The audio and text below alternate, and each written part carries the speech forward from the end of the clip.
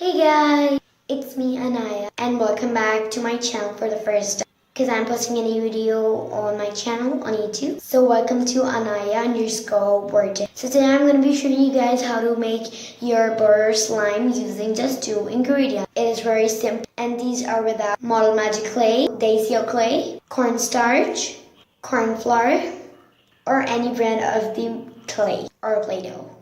So without any further ado, let's get started with the video. Also forgot to tell you that this recipe of butter slime I got was from Instagram, but I forgot the name. So let's get with the video on. So guys, the materials that you'll be needing are absolutely a basic normal slime, and I'm using this slime. This is like the regular slimes. Then the next ingredient you'll need is the important one, and the main one is tissue paper or like toilet paper, whatever you call it. Yep, I know it's kind of funny that you're using a toilet paper in your slime. So I'm going to be putting a music on this while I'm going to be mixing it. So you're going to also keep watching and you're going to be enjoying the song. So the song comes whoosh, and let's get to the video. 3, 2, 1.